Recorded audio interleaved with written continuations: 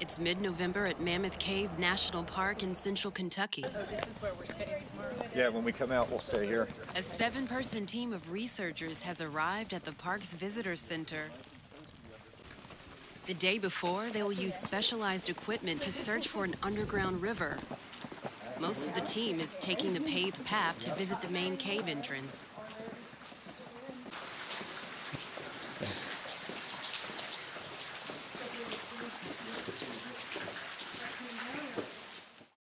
Caves are open spaces under the ground, usually in solid rock. In central Kentucky, these spaces form in water-saturated limestone as the rock is dissolved by the acids in the water over millions of years. In this illustration of how caves form, MYA means millions of years ago. As valleys deepen from stream erosion on the surface, the zone of saturation within the limestone bedrock drops as well, leaving the spaces dissolved by the acids in the water high and dry.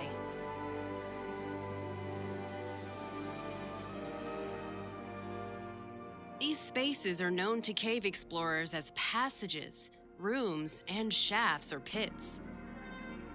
The passages of the Mammoth Cave system extend more than 400 miles, far beyond the boundaries of the park itself. Although these caves have been visited for as long as humans have lived in the area, only in the mid-20th century did the many miles of passages, rooms, and pits begin to be explored systematically, surveyed with compass and tape, and maps drawn.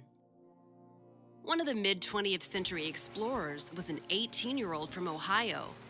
This young caver crawled under a ledge and into a place no one had ever been.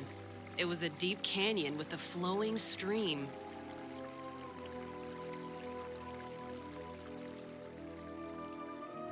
There wasn't time on that trip to explore the full implications of this new discovery, and 25 years passed before a much older caver had an opportunity to return to the cave. But the opening he'd crawled into 25 years before was no longer there. The most likely explanation was that the opening is now buried under sediments of sand and mud.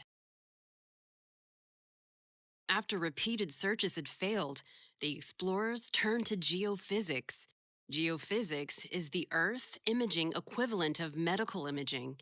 Instead of the body, geophysics uses electronics to examine the Earth to detect and image what lies beneath the surface. But those methods had never been tried deep inside a cave. Trying to think about gravity station spacing, doing a survey that's going to be a reasonable length, but tight enough spacing that will catch it. The good news is it's such a big canyon. It's such a big feature. I'm wondering if Dr. Timothy Bechtel is a geophysicist and professor at Franklin and Marshall College. He directed 2 expeditions that used different geophysical methods to search for the lost river. Let's do that, yes. For this expedition, he meets with his team to plan how they'll employ a sensitive instrument called a gravity meter to detect small variations in gravity as the instrument is passed over the area where the hidden river is believed to lie. Is we could offset that a little bit. Yeah, you could. Let's do that. Start Because with 10 then and then if we get the 10-foot spacing the whole way along, and we're running out of batteries or running out of patience or running out of whatever, then we'll have the data. But if we get that done and we still feel like we've got batteries, we've got energy, we got the mojo, we'll go back and do another piece right in the center. And I'm going to guess that we're going to need to let it sit. Well, depending on how gently I can carry it, which I'm going to be really gentle, we may need to let it sit for 2 hours. It takes longer than the CG5 and everything. Okay. But I mean, So we can take a nap, Yeah. poke around, lower gravel. There's stuff we can do. And then for the survey, what we're going to do for elevations is I've got a spinning laser that we'll set up, and then we can use the folding carpenter's rule to measure from the top of the gravity meter up to the beam. So we'll have the height. We'll have relative elevations. Peter pointed out that the height of the passage is going to have an effect as well. So I've got an ultrasonic distance measure, so we're going to shoot from the top of the meter to the roof as well, because then we can do an upside down Bouget correction to take care of the elevation of the roof. When the reading's over, so we're not touching the meter during the reading, when the reading's over, just drop the ruler and get the height of the beam, and then shoot the ceiling. And maybe we could have somebody walking along with the notebook and writing everything down too, just as a backup. Okay, so if we write it, we'll have it on the data logger, but because this is kind of a one-shot, we can't go back and recollect, oh crap, we lost it. I think we'll write everything down as we go. Each station then will have, we'll have a station number. I've got a measuring tape so we can lay out the distances. So we'll have a station number, a gravity reading, a rod height, and a ceiling height. Cool. First microgravity survey underground. I've got the gravity meter, you've got the data loggers and the cable. And the laser. And the spinning laser. You've got the legs for the laser. Yep. You've got the spare batteries Spare for the batteries. gravity meter, base plate, ruler, and JD's got the directions. Ready? When I'm working with a microgravity meter, I often joke about how this little box is about the same value as my house.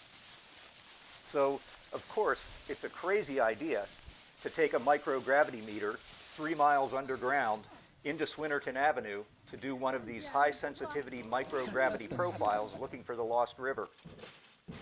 The team enters the cave through an entrance dug into the side of a hill, about a mile from the nearest parking. As they slide down the corrugated entrance tube, the researchers are met by a strong wind caused by the difference in temperature between the cold November air outside and the warmer air inside the cave.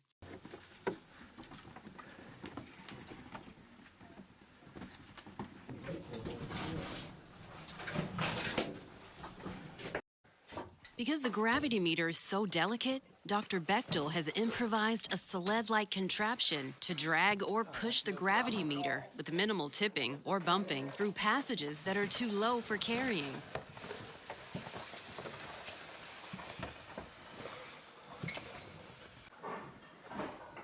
This is Pole Avenue, a large, deep-level passage that is partly filled with many boulders fallen from the ceiling. Collectively, these boulders are called breakdown, and they occur throughout most limestone caves. Now the team must walk, crawl, and climb through 3 miles of passages like these to reach the survey area.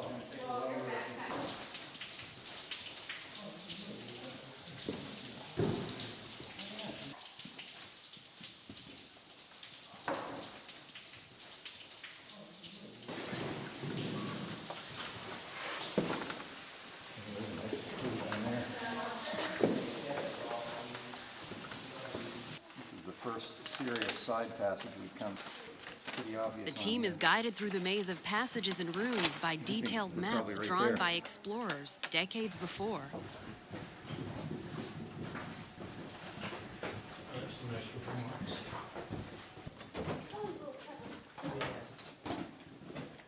About a mile from the entrance, the ceiling descends, and the researchers must continue on hands and knees.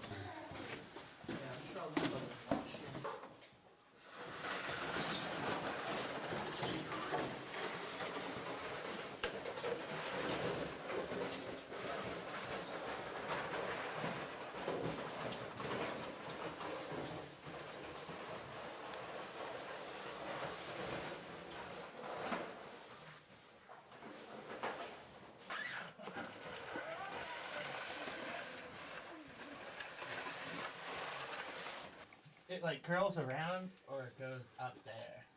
Should all go to the same place. Yeah.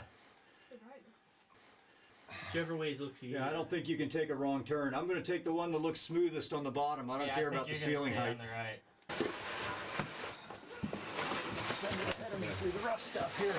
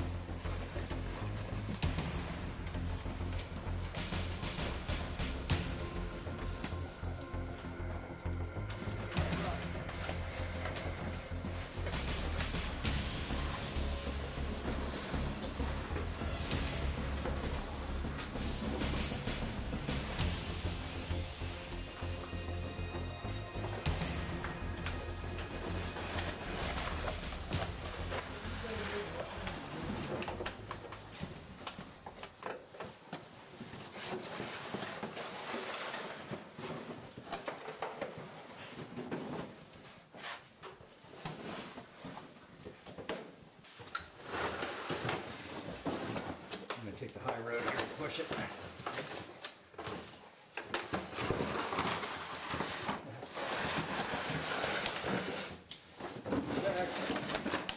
Slide's going to get tricky here.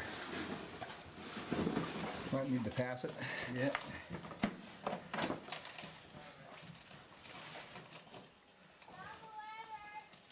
Aha! Nice. Excellent. Since we're close. Yeah. You want to leave the sled or? You know what? Sled's not going to do us any good here anyhow. Yeah. Just ditch it right Just here. leave it here. You're going to carry that Yeah. up through there. Let's just put it off to the side because it looks like it's going to be rocky through here anyhow. If you need me to carry your little bag, I will. Oh, I got it. Thank you. All right.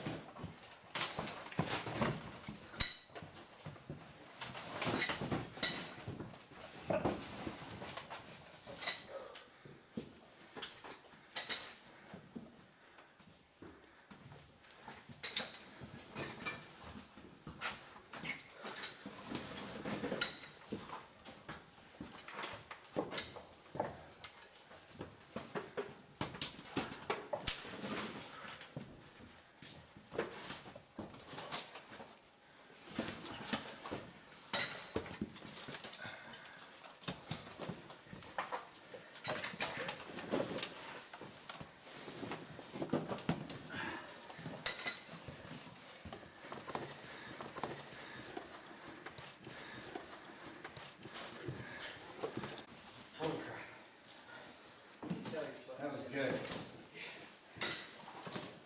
Well, we got to climb up the breakdown pile just a bit. This seems fun.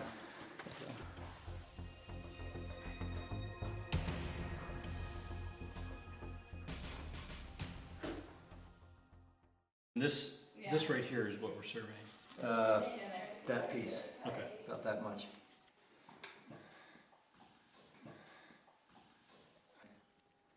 Now at the ladder, go up to the top level. Just after the ladder, we got a short walk to the breakdown pile, to Brucker breakdown. And then all of this is on the top level, down here to our survey area. Cool. Nice.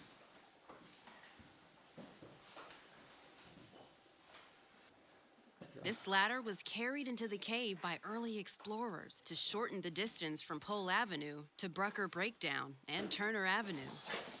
It's an awfully steep ladder, too.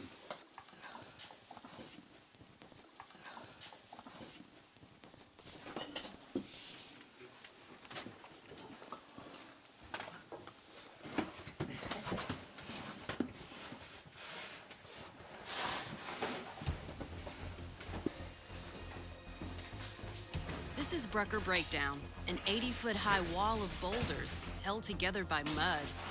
It connects lower-level Pole Avenue with upper-level Turner Avenue. Some new shit right here, too. Be careful of.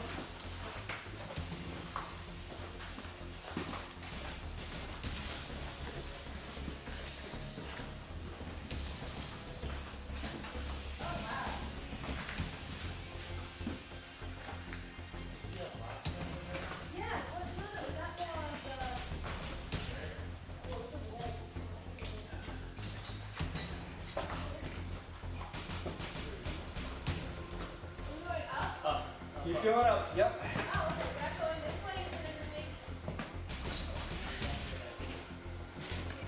We're going into a wide open avenue at the top.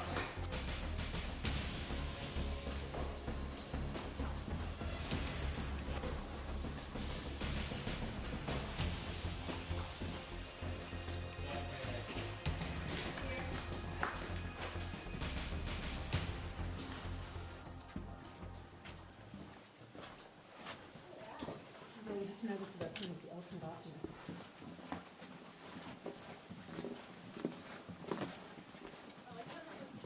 Oh, I like this.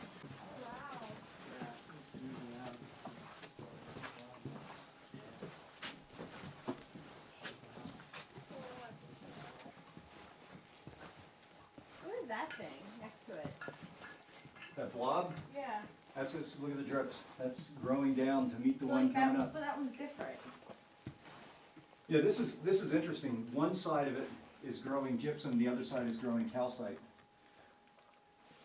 Is that huge, weird, waxy looking one?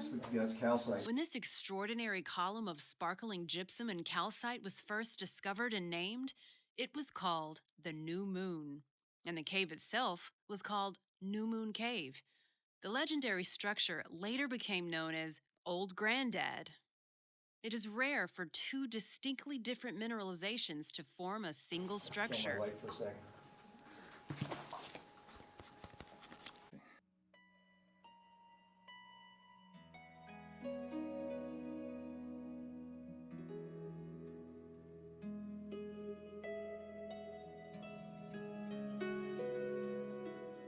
It'd be nice to look back and take a video of just the lights. You can't see anyone.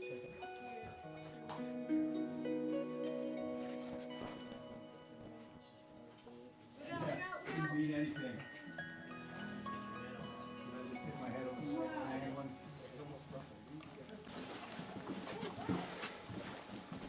Oh, right on the trail. Rig him up, rig him up.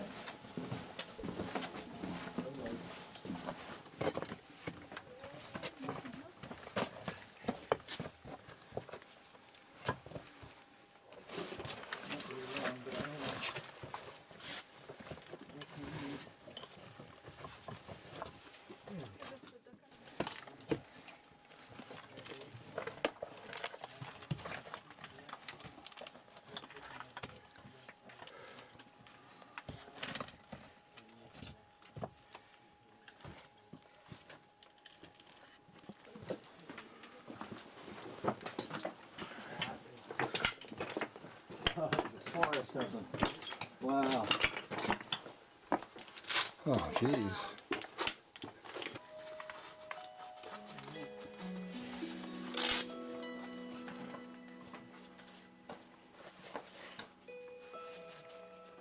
These ones are growing around. They're so light.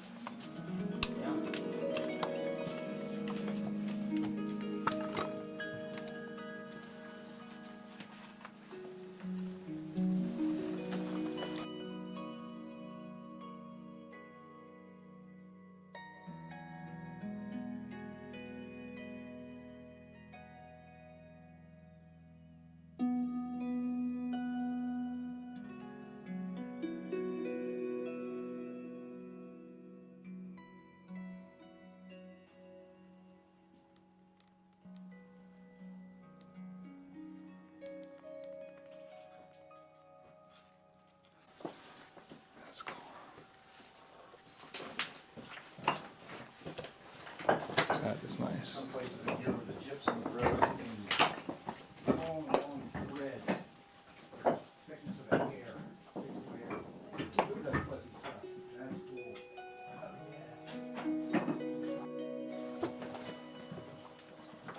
Is that better? They're moving.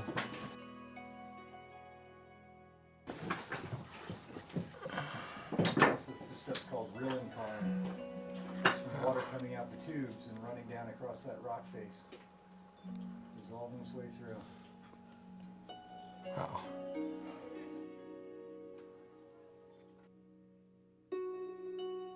Nobody really knows. These are kind of a mystery. But they're shaped like dunes, and they're right in front of these two openings. Not many places you have sand dunes in a cave. These dunes are proof that wind can move sediments in caves.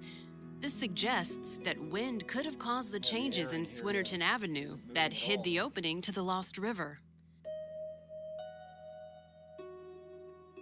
I think some of the earliest people in here put the rocks around to preserve them. I think there's more of these little ones down through here. There's holes in the passageway and stuff's been blown out.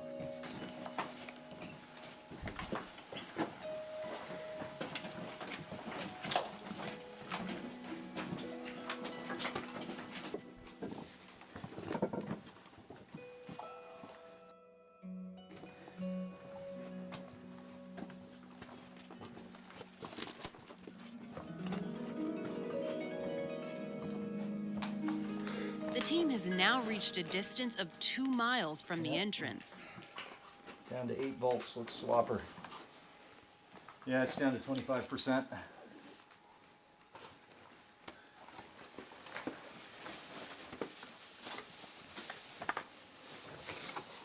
And the electronics are always just vaguely alive in this thing.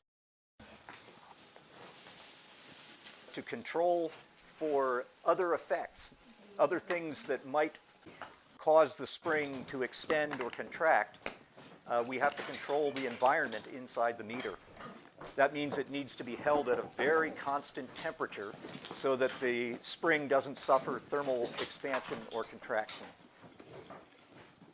The meter needs to have a heater running all the time to keep the inside of the meter at a temperature above ambient temperature, and that has to run on batteries. If the batteries run out, if the heater turns off for any length of time, it takes about 2 days to restabilize the meter. So we had to make sure that we were carrying enough batteries that for the 3-mile hike and crawl and wriggle in, we kept the meter at temperature. We needed to keep it at temperature during rest periods and overnight while we were doing the survey.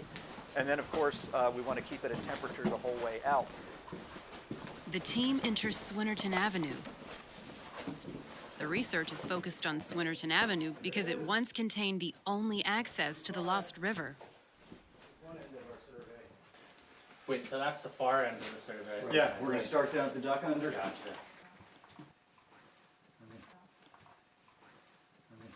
When Chet came out, he walked down to the duck under as one landmark, walked past where he had gone under and came up to these notches, which ends up being S35, and said, okay, it's between these notches and the duck under. In places, the floor is solid. In other places, it is filled with sediment. Normally, it is dry and dusty, but sometimes it is very wet, displaying ripple marks and other evidence of substantial open-channel stream flows, which do move sediments around. On a previous expedition, the researchers photographed the ripple marks sprinkled with dry sediments, steam flows containing large cobbles, high water marks, and this mysterious flow containing mud and broken gypsum flowers that appeared without any indication of the source of the broken formations. Perhaps some slabs peeled off from the ceiling and fell, burying access to the Lost River. Then sediments filled the spaces between the slabs. Ceiling collapses are common in caves, but not frequent and never observed by visitors.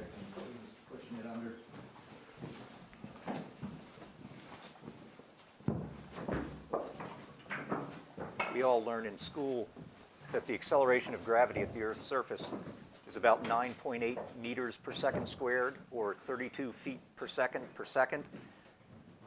But that's really a global average, and it varies from place to place on the Earth based on the distribution of mass beneath you.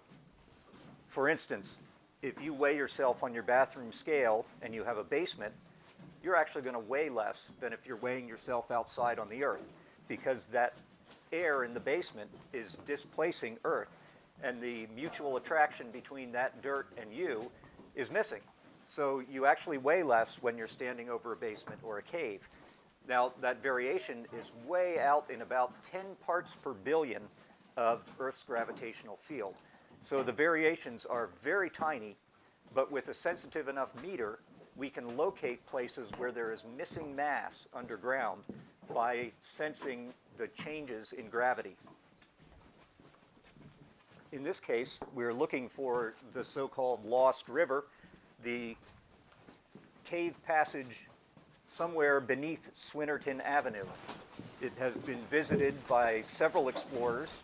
We know it's there somewhere, but we haven't been able to find a place to access it. So it has been lost for several decades now.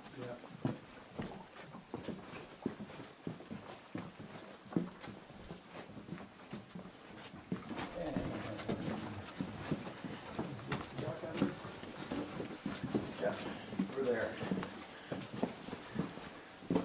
That is the duck under. That's the way through there connects to the historic cave. Max is going to level it up, and because of all of the bumping that I gave it, fine level it by turning the screws. So this is just like a big lens, and the levels, so you just have an X and a Y level. Here's your X, here's your Y. You control your X with these knobs, your Y with the, then if you look through this eyepiece, we're going to range it to where we are in the air. So we'll get it at 2.7. Microgravity meters need to be very sensitive. And the way that's done is by suspending a very heavy mass on a very weak spring. The small change in gravity will be a big deflection in the extension of the spring. The spring is weak, the mass is heavy, so where we have a change in gravity, the spring extends less than it does where we have so-called normal gravity. We need to have measurements of changes in elevation at about 5/100ths of a foot, or 0.05 feet. So in addition to taking the meter in, we needed to take in a laser level that would be capable of measuring changes in the elevation of the floor of the passage where we were taking readings to within 5/100ths of a foot.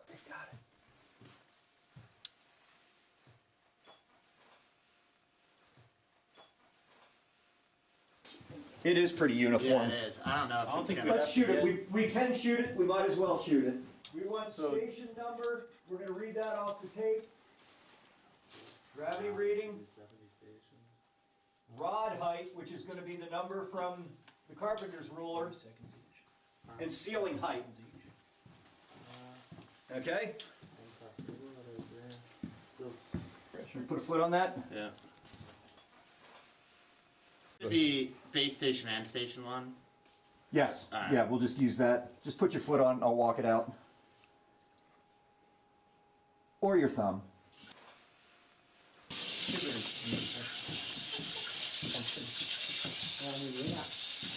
Okay, did you give me a station, did you give me a gravity reading? No, this is going to be 999. This will be our third base, and then we're going to start looping them when we get further away. So we're going to have to mark our every 10 stations to come back to it.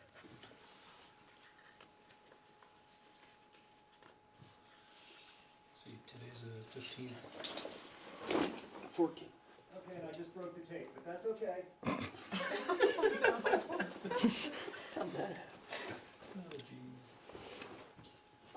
We're just going to drag the tape ahead because it came right out of the reel.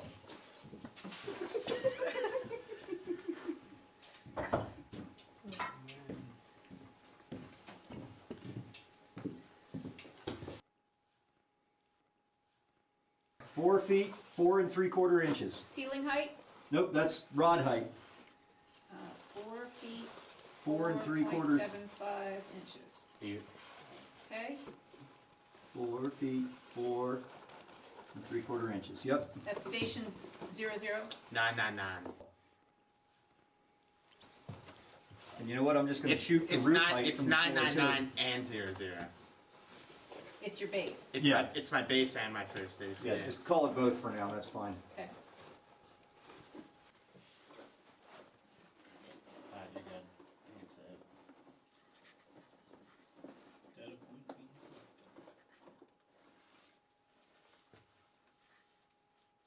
You at point 11? Yep, .011. Yeah, you can save it. Or you are saving it. You are.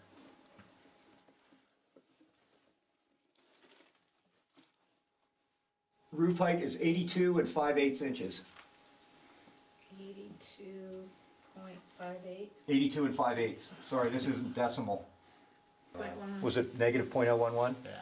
Negative .011. And this one's going to be negative .021. negative .021. Got it. You got them all? Are you collected? You'll see once I start. Ceiling is 95 and Once I start 1/16 collecting inch. a reading here, you'll see this change here. This gravity reading will be the same on the machine there, and right now that the gravity reading on the machine is fluctuating, it's still settling. When you move the meter, the weight bobs up and down a little. So we wait for it to settle. And then we've got it. This is .0. Negative? Nope, No, this is positive. positive. .012. We got that one?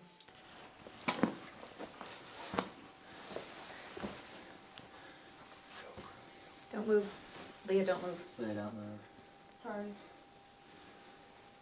This just isn't really solid under this. Oh, there's some soft stuff there. Yeah. Yeah, this is a good spot to be working at the moment.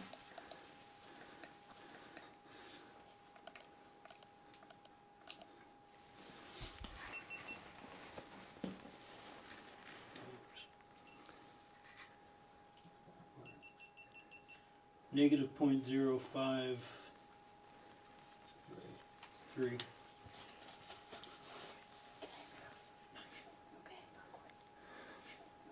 What's your threshold on the battery down here?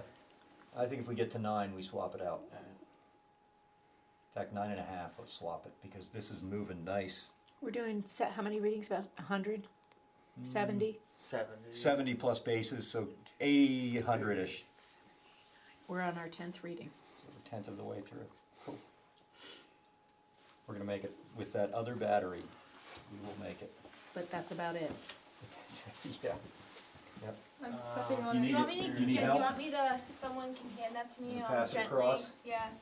I'll gently, like, just. I've got it. And I'm gonna. Yeah, Hannah's stepping on Well, it. there's That's 3 good. of us now. Alright. Okay. Do you want to go with this, or do you want to hand it to me? Alright, so here's 100.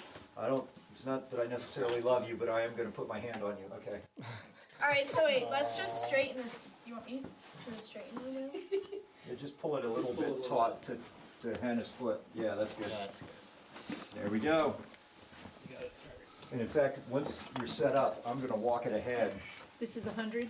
This is 100. Yeah, I'm gonna take a base after this. Do you want to move up to where it's just Yeah, a little if I bit can flatter? take it. Right there where Leah's foot is? That's going to be better, I think. Do we A little bit more. Oh yeah, the tripod Sorry. That's fine. feet. Yeah. Mark back there. I went all the way to this corner and was still getting the laser. So when we get up here a ways, we may need to shoot twice. Shoot the rod and then I'll leapfrog the tripod ahead.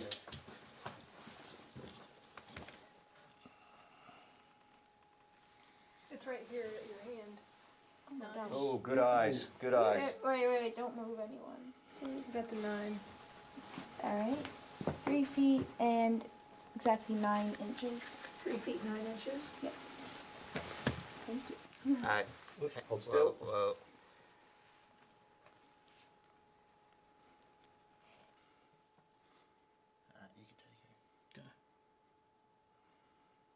negative 0.077.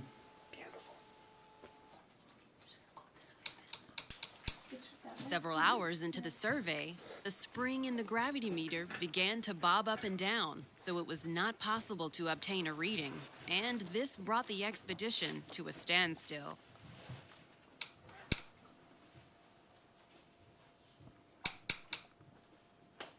That jumps back and forth. It usually does that when it's really close to zeroed. We're racing, meter calming down and batteries dying. See, like right there, the numbers should be changing. Yeah, they should be drifting down Yeah. towards zero right about now. Because it's never right in the middle. What we want to measure is the deflection of this heavy weight on a weak spring due to variations in gravity. But a heavy weight on a weak spring is also quite sensitive to vibration. Just under 2.8. Yep. What's it supposed to be at? 2.7. The meter needle started to flop back and forth. We couldn't get a steady reading of gravity. And this is due to an earthquake somewhere in the world. Very large earthquakes will set the earth to ringing like a bell. It rings at E flat 14 octaves below middle C, but earth rings, and this ringing are vibrations. So if there's a very large earthquake, the earth vibrates, and this heavy weight on a weak spring bobs up and down inside the gravity meter. It's the only thing I can think of. The battery is hanging in there, and we still have a full battery to go.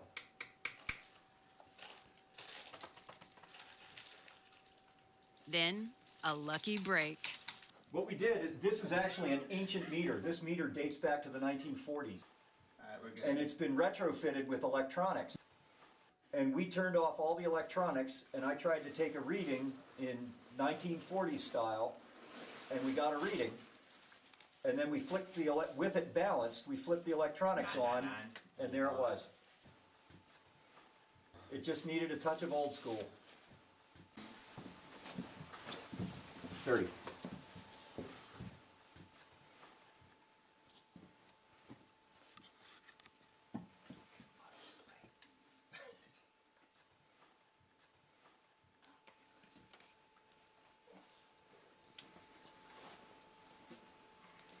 The rod is 3 feet 9 3/4 inches. 3 feet 9 3/4. Cool. This is station 30, and it's negative 0.063. Got it. Station 40, ceiling height is 74 5/8 inches, And it is and the rod height 3 is feet and 8 inches and a quarter. 3 feet 8 1/4 inches. Cool. You did SP down here? Yeah, that was easy. We just had the R1, Tim, move ahead with Max. R1, 2 ceramic porous pot electrodes, and a little bit of wire. That was the easiest mobe job. Oh, right, it's this way. Oh. JD and Chet and I did that just on our own. 9 3/4. This is going to be 3 feet and 7.5 That's a good solid one. And you didn't see anything with the SP? We did. Oh, We you got did? Yeah, we got an SP negative back down towards the duck under. Water infiltrating. You know, I'll have to check. It might be.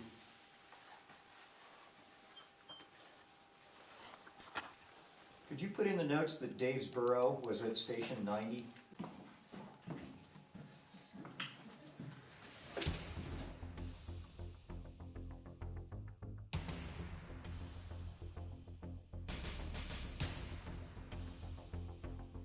You can use that further. Actually, is there on You that? could, wait, you can even on go that other- farther. You can on go that- farther. Yeah, on that other side. Yeah, you definitely could. Like, we can see. Oh yeah. Keep going, yeah.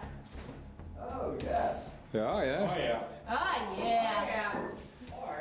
Oh yeah. Oh, yeah. Like, when you get in mindset, it's good. Yeah, I'm going to do a lot of rope bumping down this thing. Get the gravity meter on.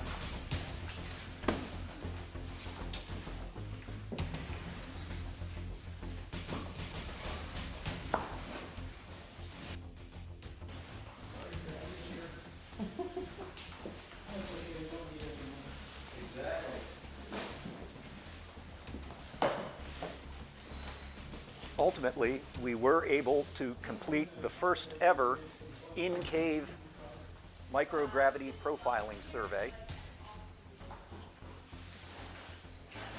The data were analyzed by our wonderful geophysics student, Leah Hauser, and she built a very detailed model of where there had to be passages beneath us and maybe some small ones above us to exactly match the recorded gravity. And sure enough, there were some gravity lows, so we know that below us there is some missing mass, something that could represent the Lost River. With the survey concluded, we had to go 3 miles back out again and go through all the tight spots and down the big climbs and wriggle through the belly crawl and Pole Avenue again. By the time we were out of the cave, I really hated that meter. It'll come up last. Yeah, just lay that in there on the side. Perfect. Go ahead.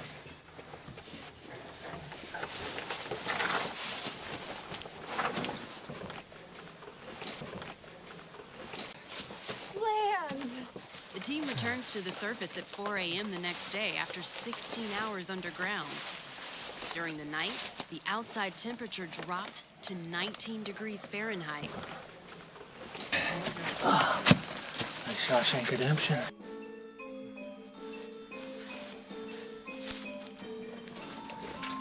It's out.